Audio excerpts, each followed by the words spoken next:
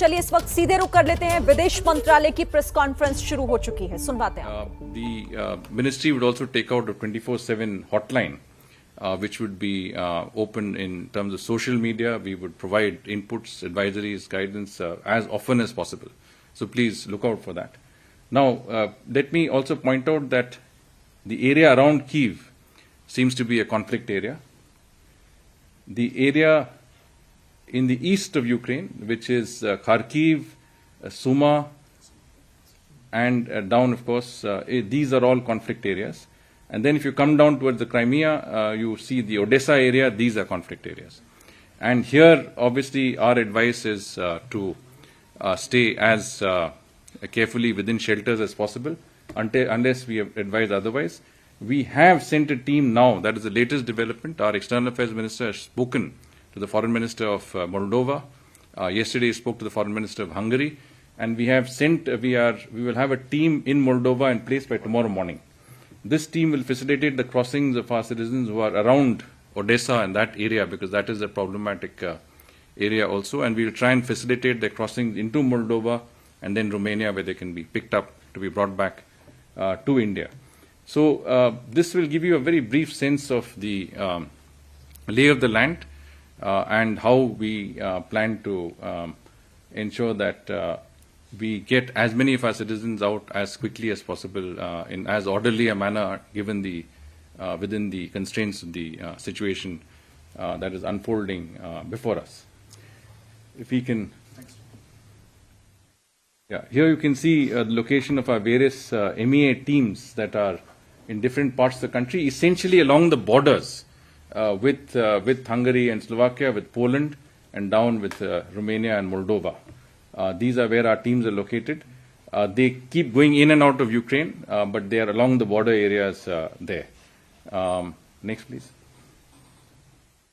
These are all the flights that you have. You see, 4 flights have already concluded. 4 flights have either brought or bringing people back as we speak. तो विदेश सचिव को आप सुन रहे थे। विदेश मंत्रालय की प्रेस कॉन्फ्रेंस के तहत वो ये जानकारी दे रहे थे कि यूक्रेन में इस मुश्किल हालातों में फंसे हुए भारतीयों को निकालने के लिए किस तरीके से ऑपरेशन गंगा चलाया जा रहा है, और उन्होंने बताया कि लगभग 1000 भारतीयों को निकाला भी जा चुका है। और इसी बीच युद्धभूमि से एक और बड़ी खबर आ रही है, और ये बड़ी खबर यूक्रेन के दावे से जुड़ी हुई है, जो दावा ये बता रहा है कि रूस को एक बड़ा झटका यूक्रेन ने दिया है। यूक्रेन से युद्ध में रूस को बड़े झटके की खबर। खार्किव, जिस पर रूस ने हमला किया, कब्जा किया, बताया गया है कि खार्किव को छुड़ा लिया। यूक्रेन ने यह बड़ा दावा किया है। खार्किव एक और महत्वपूर्ण शहर और खार्किव को रूसी कब्जे से मुक्त करने का दावा यूक्रेन की तरफ से किया गया है, और यह रूस को एक बड़ा झटका है, क्योंकि रूस कोशिश कर रहा है ज्यादा से ज्यादा शहरों को अपने कब्जे में लेने की। और खार्किव में रूस के सैनिक घुसे थे, हमला हुआ था, उसे अपने कब्जे में लेने की कोशिश की गई, लेकिन अभी देखिए तस्वीरें भी अब वहां से सामने आ रही है।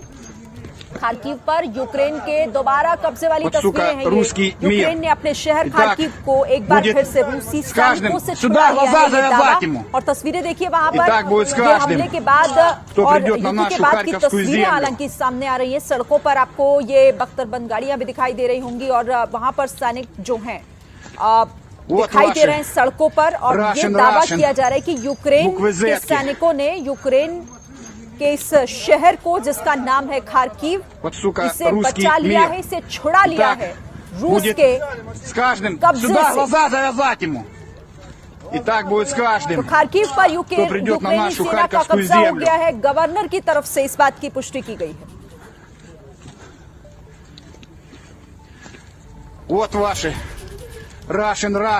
तो देखिए ये एक बड़ा झटका सीधे तौर पर। Вот, сука, русский мир. Итак, будет с каждым сюда. तो देखिए ताजा और महत्वपूर्ण तस्वीर एक बार फिर से आपको दिखाते हैं कि किस तरह से ये एक बड़ा दावा यूक्रेन की तरफ से किया गया है, और ये रूस को कैसे बड़ा झटका है। आपको तस्वीरें भी दिखाते हैं कि कैसे खार्किव, जो कि महत्वपूर्ण शहर है यूक्रेन का, और इस पर रूस जिस तरह से कब्जा करने की कोशिश कर रहा था, रूस के सैनिक घुस गए थे। मैं तस्वीरों के जरिए आपको दिखाना चाहती हूँ कि अब यहाँ पर ये दावा यूक्रेन कर रहा है कि वो इसे छुड़ा चुका है, यानी कि वापस अपने कब्जे में यहाँ पर ले लिया है खार्किव शहर को। ये गाड़ियां आपको दिखाई दे रही होंगी, सैनिक यहाँ पर यूक्रेन के सैनिक, और ये छुड़ा लेने के बाद की तस्वीरें बताई जा रही हैं, जिस तरह से वहां के गवर्नर ने दावा किया है।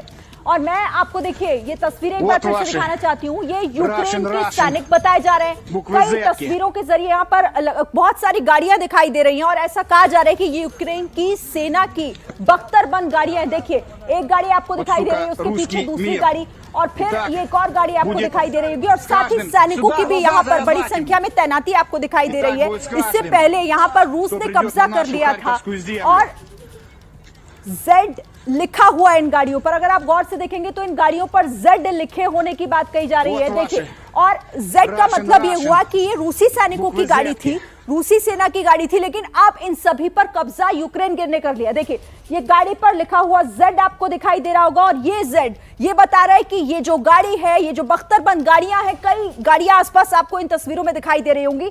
Z, इस Z का मतलब ये हुआ कि ये रूसी सेना की गाड़ी है जो अब यूक्रेन की सेना के कब्जे में है और इसी के साथ ये एक बड़ा झटका है रूस के लिए, क्योंकि रूस तो इसे एक कामयाबी के तौर पर देख रहा था, लेकिन कैसे यूक्रेन ने अभी हाल ही में ये बयान जारी करके साफ कर दिया कि देखिए खार्किव को तो हमने छुड़ा लिया है। कर्नल दानवीर हमारे साथ हैं। कर्नल दानवीर, इसका मतलब क्या हुआ? मतलब पहले रूस ने कब्जा करने की कोशिश की लेकिन यूक्रेन कह रहा है हमने वापस ले लिया। जी हाँ बिल्कुल। इसका मतलब ये हुआ कि ये जो आप जो तस्वीरें दिखा रही थी ये दरअसल ये एक एम्बुश, जो मेरे को समझ में आ रहा है कि ये एम्बुश है ये।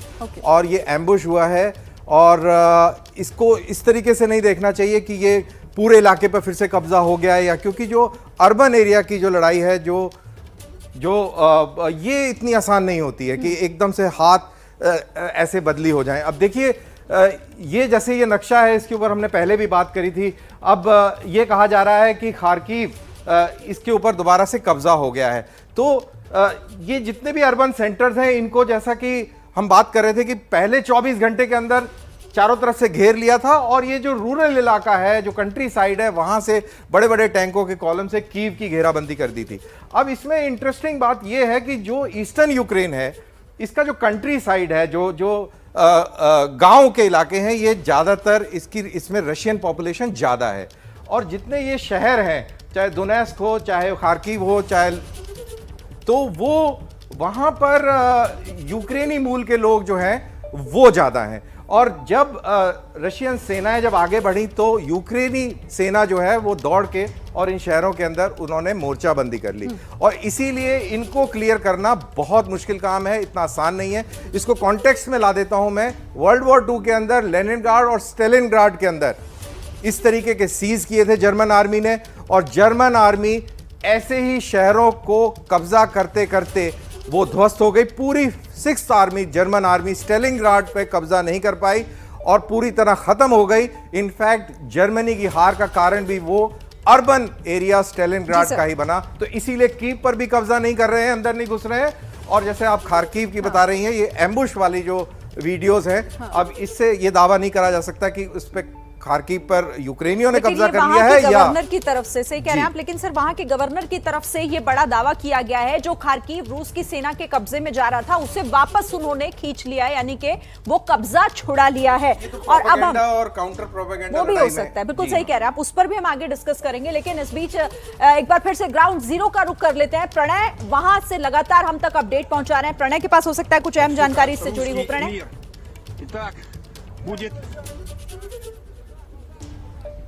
देखिए शिरीन, जिस तरीके से मैं आपको बता रहा था कि जिस तरीके से लड़ाई चल रही है, सारा मसला कीव को घेरने का है, कीव तक पहुंचने का है, और जो सारा ऑफेंसिव है रशिया का वो इसी तरफ लगा हुआ है। लेकिन जैसे कर्नल दानवीर कह रहे थे, खार्किव में लड़ाई जो चल रही है, कई शहर है, खार्किव कीव के बाद दूसरा सबसे बड़ा शहर है, लेकिन खार्किव में अगर ये दावा सामने आया है कि यूक्रेनी सेना ने पीछे धकेला है या कुछ जगह एम्बुश लगाए हैं, यानी पूरी तरीके से रशियन ट्रूप्स जो हैं वो खार्किव को डोमिनेट नहीं कर रहे हैं, जबकि खार्किव रशियन बॉर्डर से ठीक नजदीक का शहर है, दूसरा सबसे बड़ा शहर है। और अगर वहां पर इस तरीके की स्थिति है तो कीव तक पहुंचने में या कीव तक अपनी सप्लाई लाइंस को मेंटेन करने में काफी चैलेंज रशियन ट्रूप्स को आने वाला है। इसीलिए जो कीव का ऑफेंसिव वो मेनली बेलारूस की तरफ से है। इस समय एक बहुत डिस्टर्बिंग खबर ये भी आ रही है, हालांकि इसकी आधिकारिक तौर पर पुष्टि नहीं हुई है, बेलारूस की तरफ से नहीं इसका कोई ऐलान किया गया है, लेकिन लगातार यहाँ जो स्थानीय मीडिया है उस पर इस चीज की खबरें लगातार आ रही हैं कि बेलारूस बेलारूस भी रूस को ज्वाइन कर सकता है, ऑफिशियली ज्वाइन कर सकता है और वो भी ऑफेंसिव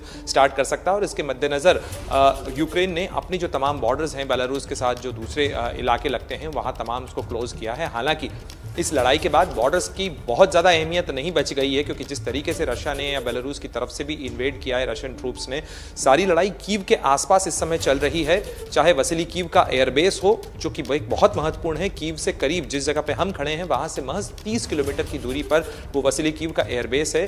यूक्रेन का दावा है कि उसने IL-76 और उसमें पैराट्रूपर्स भी थे, उनके साथ 2 IL-76 मार गिराए हैं। हालांकि रशिया ने इसको कहीं कंफर्मेशन नहीं किया है कि इस तरीके का हादसा हुआ है या इस तरीके का कोई एक्शन उसके खिलाफ हुआ है या नहीं हुआ है, लेकिन यूक्रेन लगातार दावा कर रहा है। और तीसरी से महत्वपूर्ण चीज मैं आपको बता दूं कि जो सारी लड़ाई कीव को बचाने की चल रही है, उसमें अब इट्स लाइक स्ट्रीट फाइटिंग तक लाने की तैयारी यूक्रेन कर रहा है। जो यूक्रेनियन आर्म्ड फोर्सेस और यूक्रेनियन सिक्योरिटी फोर्सेस की तरफ से नागरिकों को कहा गया है कि आप पेट्रोल बम का इस्तेमाल करें, आप अगर कहीं भी देखते हैं रशियन ट्रूप्स को देखते हैं तो आप उन्हें कंफ्यूज करें, आप उन्हें रोकें, जो भी पॉसिबल साधन मिलता है उसके साथ उनको शहर की तरफ आने से रोकें। और साथ ही इस शहर को लिंक करने वाले कई ब्रिजेस भी जो हैं वो यूक्रेन ने अपने टारगेट पर ले रखे हैं। वो अपने ही ब्रिजेस ध्वस्त करने की स्थिति में है, लेकिन हर कीमत पर बस सारी कोशिश इस चीज की है कि कीव के अंदर रूसी सेना दाखिल न हो पाए।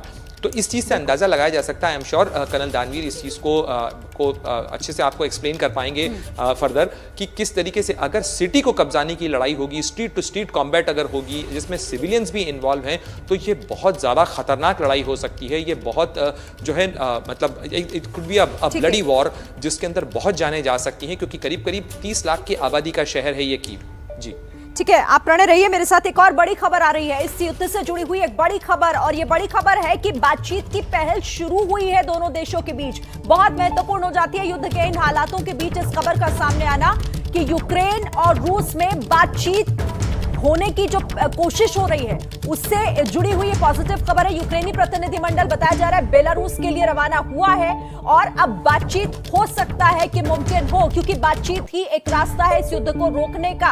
लगातार एक्सपर्ट्स भी इस बात को लेकर कह रहे हैं और यह दावा रूस की तरफ से किया जा रहा है। यूक्रेन और रूस में बातचीत की पहल शुरू हो रही है और यूक्रेनी प्रतिनिधि बेलारूस के लिए रवाना हो गए हैं। यह रूस की मीडिया का बड़ा दावा है, और अगर ये बड़ा दावा होता है तो क्या फिर इसका मतलब ये हुआ कि कम से कम एक कोशिश जो है वो तो कम से कम आगे बढ़ी। विवेक काटजू सर मेरे साथ जुड़े हुए हैं। विवेक काटजू जी, कैसे देख रहे हैं आप इस खबर को? रूस की तरफ से ये दावा किया जा रहा है कि जो बातचीत की कोशिश है वो शुरू हो चुकी है। देखिए, अगर बातचीत की कोशिश वाकई शुरू हो और वो गंभीर हो तो उसमें जो अनाउंसमेंट होगी वो दोनों देशों से होगी, वो एक देश से काफी नहीं है।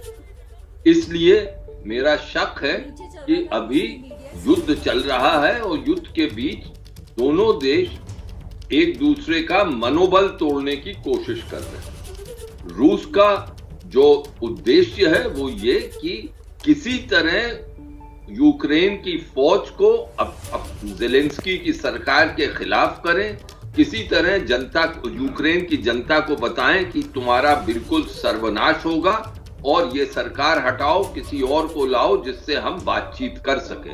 देखिए, पुतिन का तीर तरकश से निकल चुका है, अब वो रिट्रीट नहीं कर सकते, ये मुझे साफ दिखता है। अब वो आगे ही जा सकते हैं और अगर युद्ध को गंभीर करना पड़ेगा जिसमें तहस नहस बहुत होगा, तो मुझे ये लगता है कि अगर ज़ेलेंस्की रहे, जब तक ज़ेलेंस्की रहे तब तक पुतिन पीछे नहीं हटेंगे। ये अच्छी खबर नहीं है लोगों की। जो मेरा अनुमान है, काश की अनुमान गलत हो, जनता इसमें यूक्रेन की जनता को फायदा होगा, लेकिन हकीकत यही मुझे बताती है कि अब जो है फौजें बीच में हैं और यूक्रेन कभी दावा करेगा कि हमने रोक लिया, रूस दावा करेगा कि हम आगे बढ़ गए हैं। इन दावों से अलग अगर हम बड़ी पिक्चर देखें तो उस पिक्चर का इस वक्त साफ है, और वो पिक्चर ये है कि पुतिन अब पीछे नहीं हट सकते, नहीं तो उनके लिए बड़ी गंभीर स्थिति हो जाएगी रूस में। वो लोग पूछेंगे कि आपने ये सब क्यों किया, आप तो इतने बड़े नेता हैं, आपने तो देश की बेइज्जती की, इतने लोगों को नुकसान किया, यूक्रेन से अब नो रिटर्न की बात आ गई है, तो अब हमें ये देखना है कि ये आगे चल के कैसे होता है, क्योंकि जेलेंस्की भी कह रहे हैं हम बात करने को तैयार हैं। बात करने के लिए है क्या? शर्तें जो रूस ने लगाई हैं वो ना जेलेंस्की कबूल कर सकते हैं और एक किस्म से ना नेटो कबूल कर सकता है, क्योंकि अगर आप देखें कुछ 2 दिन पहले जो नेटो की समिट के बाद जो नेटो सेक्रेटरी जनरल स्टोल्टन ने बताया कि जो शर्तें पुतिन ने नेटो पे लगाई हैं वो ही ऐसी गंभीर हैं कि अब मामला बहुत ही पेचीदा है, इसको सुलझाना इतना आसान नहीं होगा। ठीक है, तो सर जिस तरीके से आप ये कह रहे हैं कि पुतिन पीछे नहीं हटेंगे जब तक कि जेलेंस्की कुर्सी से नहीं उतरेंगे, कर्नल दानवी। हाँ, एब्सोल्युटली ये कैच 22 सिचुएशन हो गई है, क्योंकि स्टांस ले लिया है, स्टांस हार्डन हो गया है, लेकिन एट द सेम टाइम जब यूक्रेनियंस की विल टू फाइट कम हो जाएगी तब ये बिल्कुल टेबल पर आएंगे, मजबूरन आएंगे, और इनको मजबूरन कान पकड़ के लेके आया जाएगा टेबल पर और दुनिया को दिखाया जाएगा कि ये हम बातचीत से इस समझौते पर पहुंच रहे हैं। लेकिन अभी उस तरीके की मजबूरी नहीं आई है। जैसे प्रणय बता रहे थे कि कैसे अर्बन वॉरफेयर की तैयारी हो गई है। खार्किव में एक एम्बुश की तस्वीरें दिखाई आपने, और इसी तरह कीव के चारों तरफ भी घेराबंदी हुई है, लेकिन अंदर नहीं कोई घुस रहा है क्योंकि बहुत बड़ी जान माल का नुकसान हो सकता है। इतिहास में हमारे पास उदाहरण है, पूरे देश की सेना जो है नष्ट हो गई थी इसी चक्कर में, और पुतिन के लिए बहुत ही डेंजरस सिचुएशन बनती जा रही है। अगर ये और युद्ध चलता है और ये टेबल पर नहीं आते हैं तो मिलिटरीली पुतिन के लिए बहुत बड़ी समस्या हो जाएगी, क्योंकि पुतिन मजबूर हो जाएंगे कीव जैसे शहर के अंदर प्रवेश करने के लिए, और ऐसी स्थिति के अंदर रशियन सेना का बहुत भारी नुकसान हो सकता है। ये मैं फिर से आपको बता दूं कि स्टेलिनग्राड के ऊपर जब जर्मन आर्मी ने चारों तरफ से घेर लिया था, 8-10 महीने तक घेर के रखा और अंदर उसको कैप्चर करने में कामयाब नहीं हुए थे, जबकि मॉस्को तक वो पहुंच चुके थे। तो ये ऐसी स्थिति हो गई और पूरी 6th आर्मी, जर्मनी की पूरी 6th आर्मी तबाह हो गई इसी अर्बन वॉरफेयर और इसी अर्बन सीज को लेकर। यानी कि इसका मतलब ये हुआ कि बातचीत की जो खबरें सामने आ रही हैं, उस बातचीत में रूस कोशिश यही करेगा, दबाव बनाने की कोशिश यही होगी कि जेलेंस्की को हटाया जाए। और देखिए अब ये खबरें जरूर आ रही हैं, हालांकि रूस के सूत्रों से आ रही है, रूस की तरफ से ये कहा गया है, ये दावा रूस का है कि यूक्रेनी प्रतिनिधि मंडल बेलारूस के लिए रवाना हुआ है, यानी कि बातचीत की कोशिश हो रही है, इस युद्ध को किसी तरीके से रोका जाए। पुतिन के सहयोगी के हवाले से ये खबर है। और देखिए एक और बड़ी खबर इस वक्त आ रही है, एक और बड़ी खबर आ रही है कि बेलारूस के राष्ट्रपति ने यूक्रेन के राष्ट्रपति जेलेंस्की से बात की है। ये बातचीत का सिलसिला भी अब देखिए आगे बढ़ रहा है और जेलेंस्की से बेलारूस के राष्ट्रपति की बातचीत की खबर आ रही है। युद्ध और तनाव के बीच बेलारूस के राष्ट्रपति हैं अलेक्जेंडर लुकाशेंको, जिनके साथ यूक्रेन के राष्ट्रपति व्लादिमीर जेलेंस्की की बताया जा रहा है कि थोड़ी देर पहले बातचीत हुई है दोनों नेताओं के बीच में। जाहिर तौर पर अब एक बीच का रास्ता निकालने की कोशिश की जा रही है, लेकिन वो बीच का रास्ता क्या होगा, क्योंकि जो फिलहाल स्थिति बन चुकी है उससे तो यही समझ आ रहा है कि पुतिन क्या पीछे हटेंगे इससे कम पर कि जेलेंस्की ना हटे, ऐसा फिलहाल तो नहीं समझ आ रहा। लेकिन ये कोशिश, बातचीत की पहल, रूस भी कह रहा है कि बातचीत की कोशिश शुरू हो गई है और बेलारूस के राष्ट्रपति जेलेंस्की से फोन पर बातचीत भी कर रहे हैं। बेलारूस के राष्ट्रपति अलेक्जेंडर जिन्होंने जेलेंस्की से बात की है। बड़ी खबर है इस वक्त की, ये बेलारूस में ही बताया जा रहा है कि ये बातचीत होगी और जो यूक्रेन का प्रतिनिधिमंडल है वो रवाना हो भी चुका है। और इस बीच बातचीत की ये खबर, विवेक काजू सर, आपको क्या समझ आ रहा है? बेलारूस के राष्ट्रपति अगर जेलेंस्की से फोन पर बात करते हैं तो क्या मायने इसके होते हैं? देखिए ये नेता जो हैं वो एक दूसरे को बहुत अच्छी तरह जानते हैं। वो भी चाहते, बेलारूस रूस के बिल्कुल साथ है, लेकिन वो भी चाहते हैं कि इस समस्या का हल हो, क्योंकि इस समस्या से सबकी स्थिति बहुत ही मुश्किल पड़ रही है, बहुत नाजुक पड़ रही है। लेकिन अब सवाल है कि किन शर्तों पे हल हो। इतना आसान नहीं होता जब युद्ध शुरू हो जाता है कि वो शर्तें जो हैं वो आसानी से मान जाए, सब लोग मंजूर कर लें। इधर जेलेंस्की ये कबूल ने ये साफ दिखा दिया है, वो अपने देश से कह रहे हैं कि तुम्हारी इज्जत का सवाल है। और यूक्रेन की जनता, खास तौर से पश्चिमी यूक्रेन की जनता, दिख रहा है कि वो बहुत नाराज हैं। वो जेलेंस्की के अभी तक तो साथ दे रहे हैं, कल क्या हो ये नहीं पता। तो नेशनलिज्म राष्ट्रवाद अब आगे बढ़ रहा है, और जब राष्ट्रवाद बीच में आ जाता है तो फिर जो गुत्थी होती है उसको सुलझाना और मुश्किल होता है। मेरा अनुभव यही कहता है मुझे कि इतनी आसानी से ये गुत्थी नहीं सुलझेगी। और एक और चीज मैं कह दूं, जो दानवीर कर्नल साहब कह रहे हैं बिल्कुल वाजिब, जो वो उदाहरण दे रहे हैं द्वितीय विश्व युद्ध का सही है, लेकिन एक चीज इसमें फर्क है। वो फर्क ये है कि इस वक्त पूरा एयर सुपीरियोरिटी है इसके पास, पुतिन के पास, जो चाहे वो कर दे। और मैं ये आपसे कहता हूं, सर, यानी कि आप अब इस बात पर गौर कर रहे हैं कि आखिर अगर ये बातचीत होती भी है तो बात इतनी ज्यादा बिगड़ चुकी है, वो शर्तें क्या होंगी और किन शर्तों पर मानेंगे। बहरहाल मैं आपको रोकना चाहती हूँ सर, एक बड़ी खबर आ रही है। बड़ी खबर है, भारतीय छात्रों को लेकर विमान दिल्ली पहुंचा है।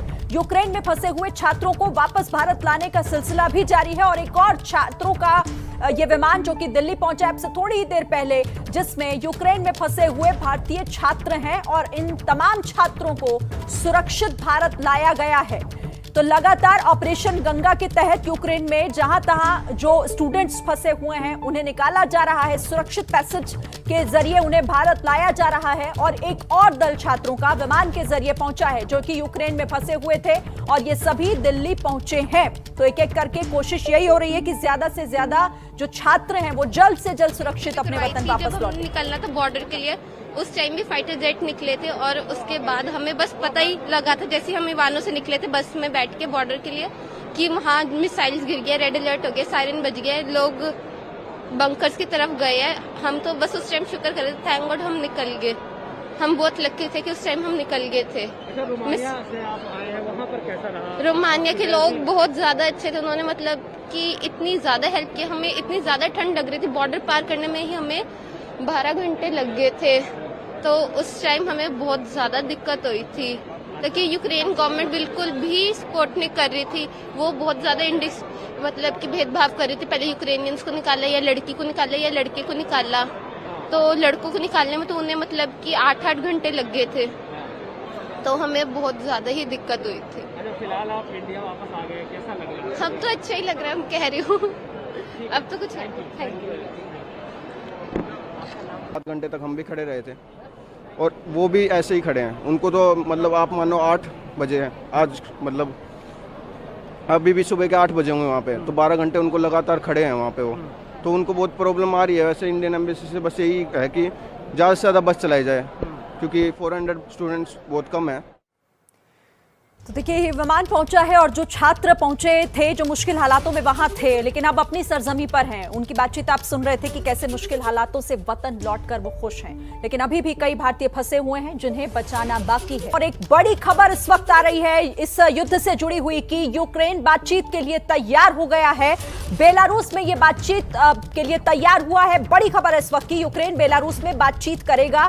रूस की मीडिया के हवाले से ये बड़ी खबर सामने आ रही है कि यूक्रेन अब बातचीत के लिए तैयार हो गया है, यानी कि बातचीत के जरिए इस युद्ध को खत्म करने की कोशिश होगी। ये दावा फिलहाल रूस की मीडिया की तरफ से किया जा रहा है। सीधे इस खबर पर बातचीत के लिए हम रुक करेंगे प्रणय, जो कि ग्राउंड जीरो से हमारे साथ जुड़े हुए हैं। प्रणय, कोशिश हो रही थी, फिलहाल खबरें आ रही थी और अब ये खबर आ रही है रूस की मीडिया के हवाले से कि बातचीत के लिए यूक्रेन तैयार हो गया है और बेलारूस में ये बातचीत होगी।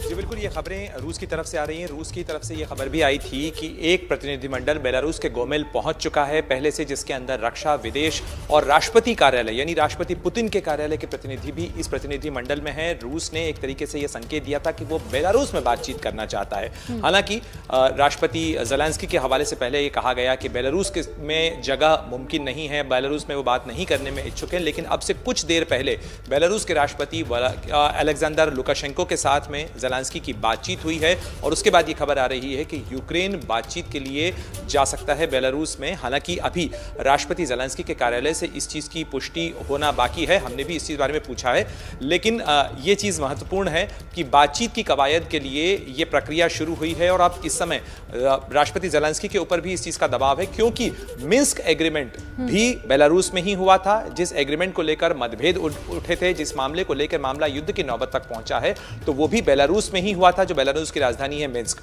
तो ऐसे में अगर बातचीत एक बार फिर बेलारूस में शुरू होती है तो ये निश्चित रूप से एक वेलकम कदम हो सकता है, और यूक्रेन के राष्ट्रपति पर भी इस चीज का दबाव जरूर है कि वो बातचीत की मेज पर पहुंचे और बातचीत के जरिए इस पूरे मामले को सुलझाया और इसका समाधान निकाला जा सके।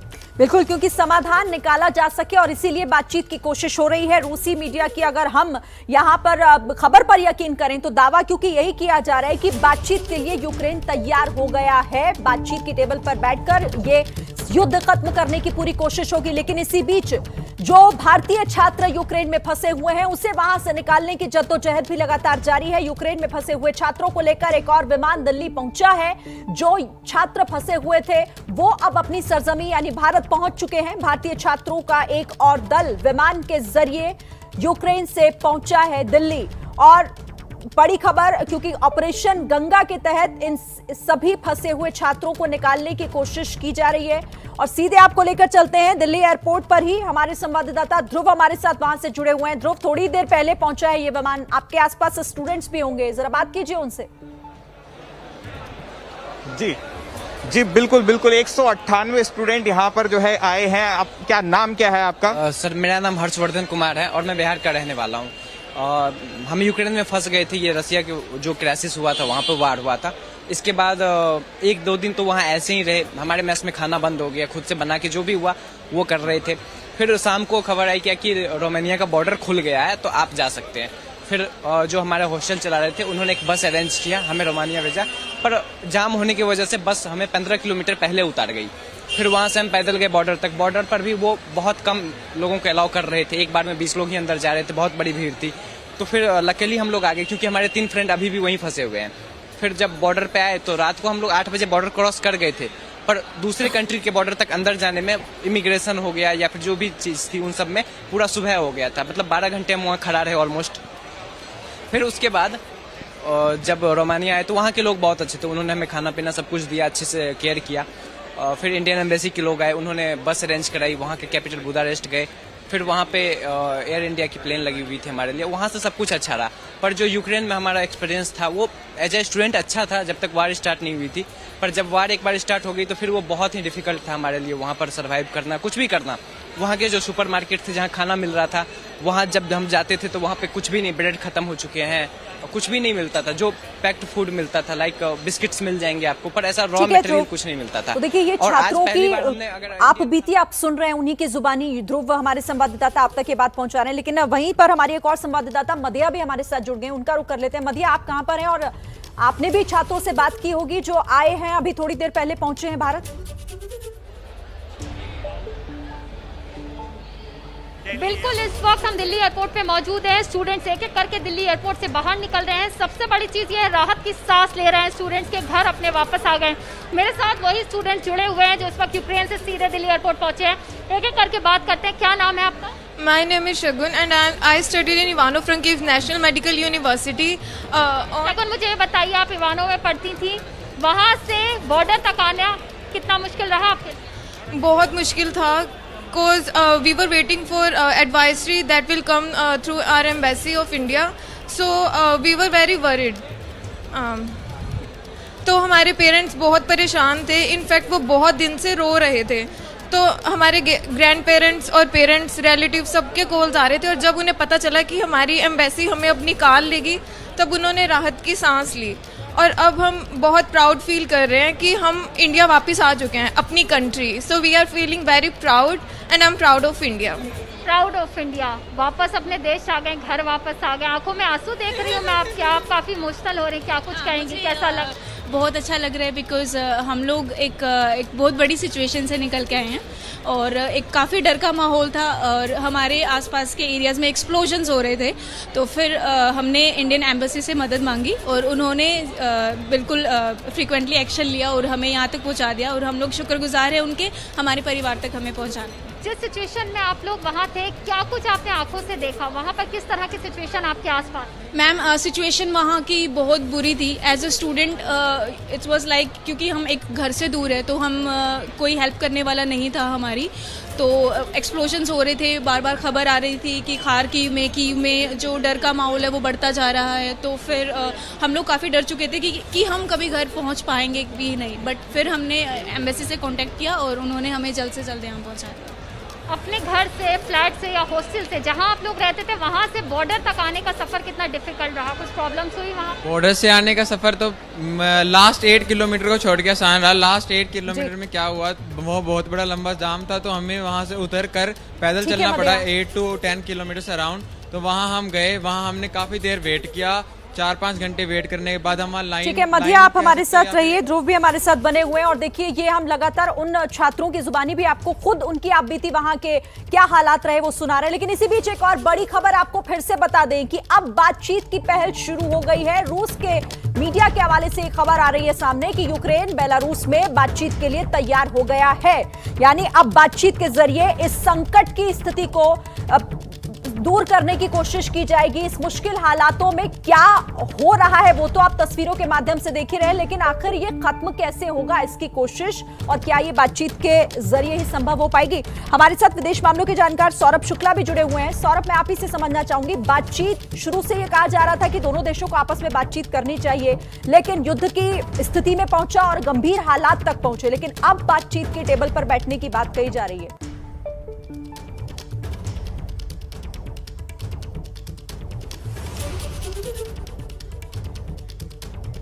सौरभ, आपकी आवाज हम तक नहीं पहुंच पा रही है, शायद आप म्यूट पर हैं, प्लीज अनम्यूट कीजिए खुद को।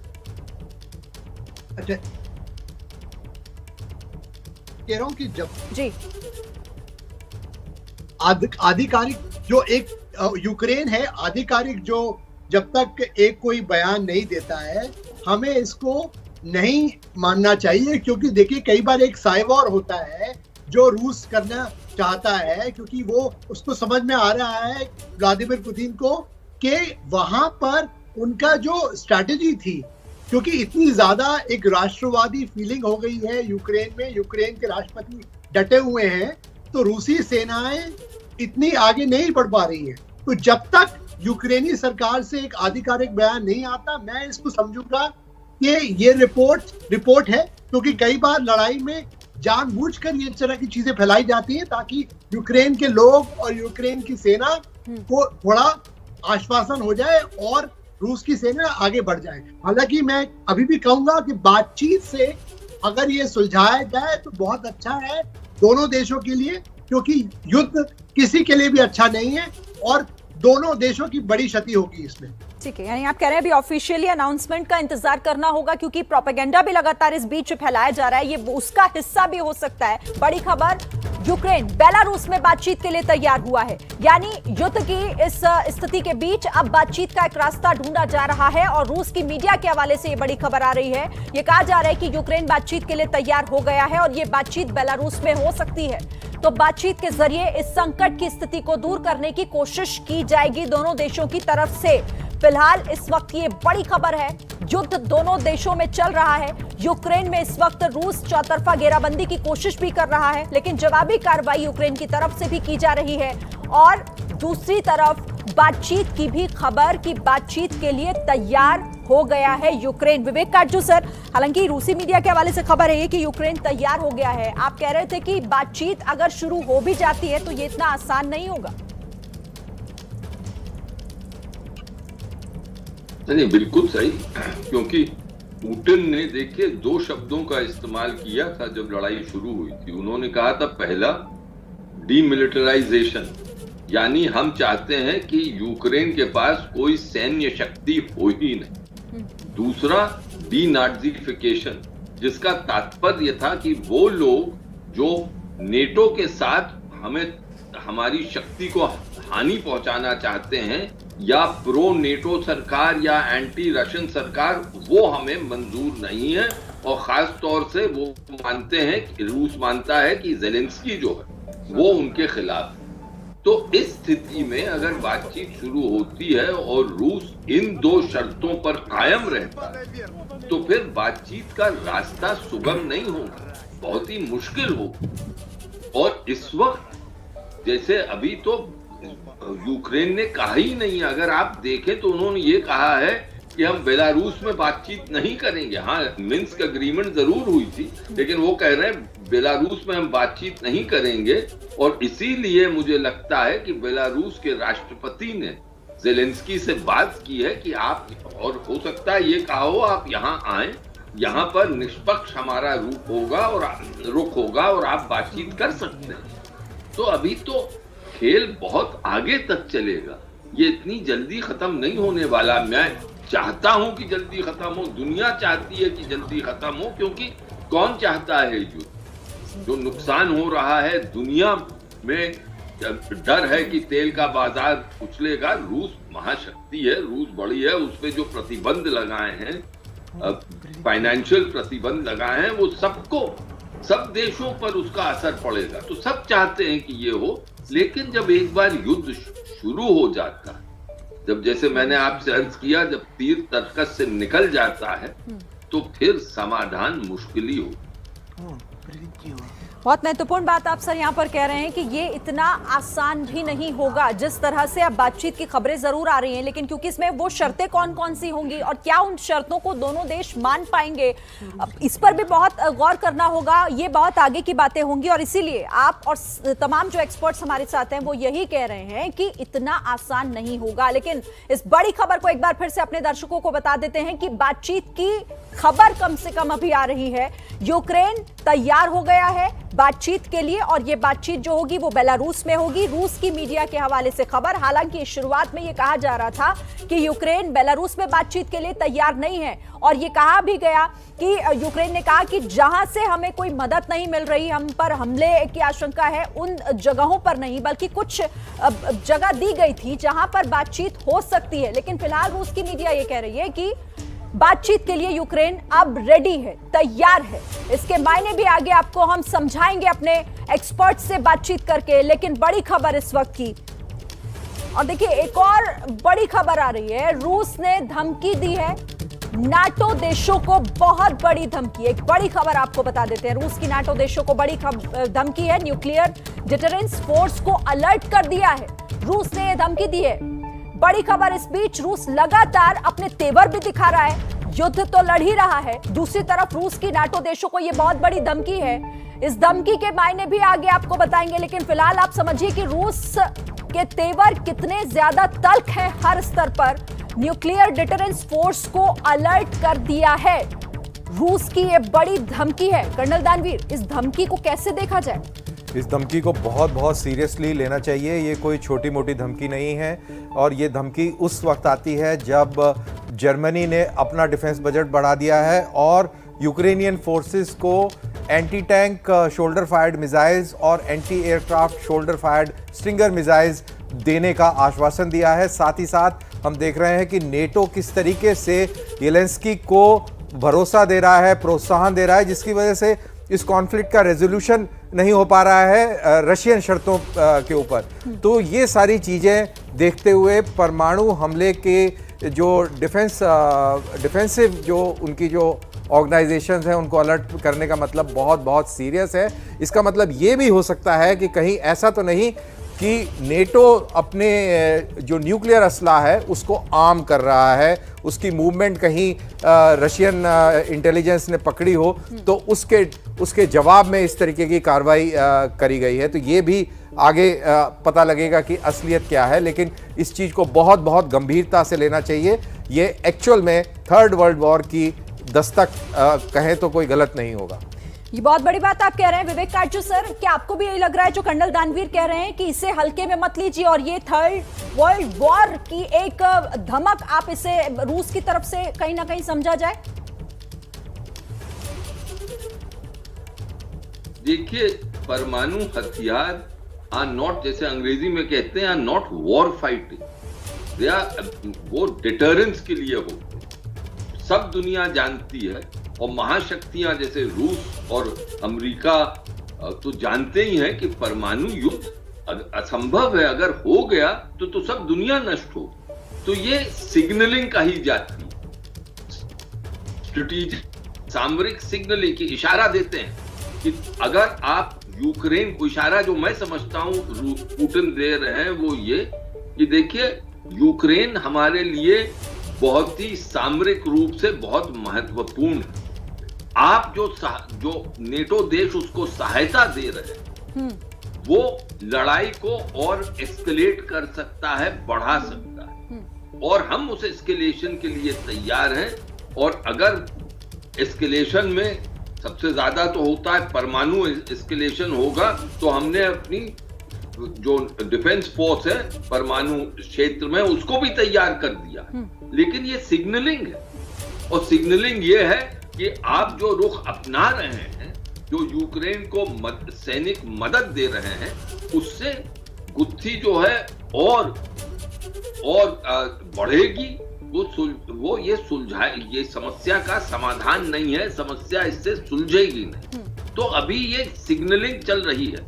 और आज हमारी डिप्लोमेटिक, मैं तो पहले डिप्लोमेट था, तो मेरी नजर होगी कि यूएनएससी में, सिक्योरिटी काउंसिल में आज क्या बातचीत होती है और वहां पर भारत क्या रुख अपनाता है। क्योंकि भारत ने जो पिछली सिक्योरिटी काउंसिल मीटिंग हुई थी उसमें अपना रुख थोड़ा बदला। पहले जो उसका रुख था, जो कहता था कि सब देशों को लेजिटिमेट सिक्योरिटी, ठीक है सर, यानी उस पर भी नजर होगी। और जिस तरह से आप समझाने की कोशिश कर रहे हैं, उसका मतलब यही कि ये बार बार जो धमकियां दी जा रही हैं, जो कहा जा रहा है कि अब हम अलर्ट पर हैं, इसका मतलब ये कि अब जो रूस है वो क्या परमाणु हमले की भी तैयारी करके बैठा है, इस पर भी आगे बात करेंगे और आपको तस्वीरें भी।